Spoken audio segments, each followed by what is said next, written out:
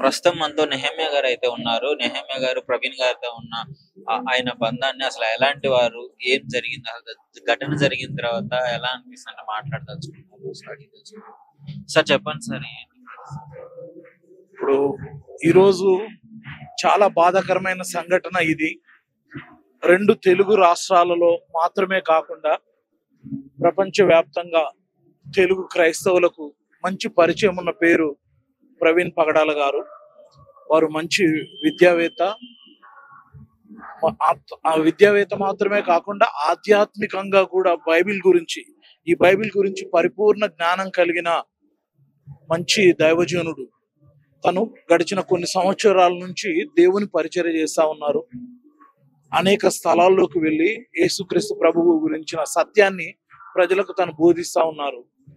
తర్వాత ఎన్నో సందేహాలను తీరుస్తూ, చాలా మందికి బైబిల్ విషయంలో అనుమానాలు ఉంటవి, అర్థం కాని విషయాలు, అట్లాంటివన్నీ క్రైస్తవ సమాజానికి కూలంకషంగా వివరణాత్మకంగా తను ఎన్నో ప్రసంగాలు చేశారు. ఇతర మతాల గురించి వేరే విధంగా మాట్లాడుతున్నాడు అది ఇది అని చెప్పేసి బయట చాలా మంది అంటున్నారు. సో మీరు చెప్పండి దాని గురించి ఏమంటారు? ఆయన అన్ని మతాలలో ఏ మతాన్ని విమర్శించినట్టు ఎక్కువ లేదు, కానీ మానవత్వం గురించి చెప్పాడు. చాలా సార్లు ఏమన్నాడంటే, క్రైస్తవ్యమైనా, ముస్లిమ్స్ అయినా, హిందూస్ అయినా, అన్ని మతాల్లో కల్లా మానవత్వము ముఖ్యము. ప్రతి మనిషిని గుర్తించాలి, మతాన్ని కాదు మనిషిని గుర్తించాలి అని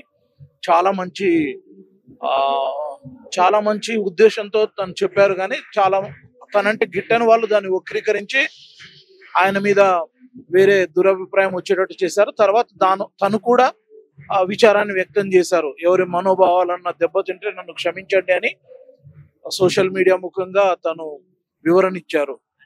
ఆయన నాకు థ్రెట్ ఉంది, నా ప్రాణానికి హాని ఉందని పెట్టిన 1 month లోనే ఆయన చనిపోవడం జరిగింది. అది కూడా ఎంత దారుణంగా, కొంతమంది యాక్సిడెంట్ అంటున్నారు, కొంతమంది మర్డర్ అంటున్నారు.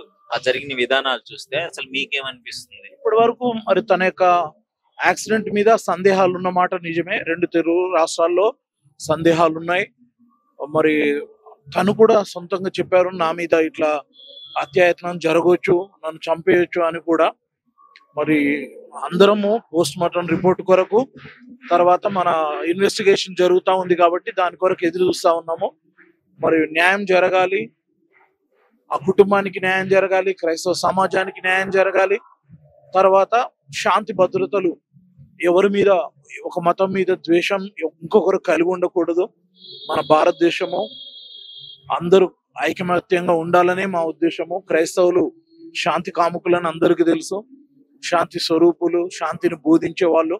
ఎక్కడ మేము బలత్కారానికి, ఎక్కడ దౌర్జన్యాలకు మేము పోము. డిబేట్లో వాదిస్తాం అంతేగాని బహిరంగంగా కొట్లాడటము వాటికి చాలా దూరంగా ఉంటాం. యేసుక్రీస్తు ప్రభు కూడా శాంతినే బోధించమని చెప్పారు, సమాధానాన్ని బోధించమన్నారు. ఆ సమాధానాన్ని బోధించే మార్గంలోనే మరి ప్రవీణ్ పగడాల గారు మరి సువార్త కొరకు వెళ్తూ ఇట్లా దుర్మరణం చెందడం జరిగింది. ఇది చాలా బాధాకరమైన విషయం.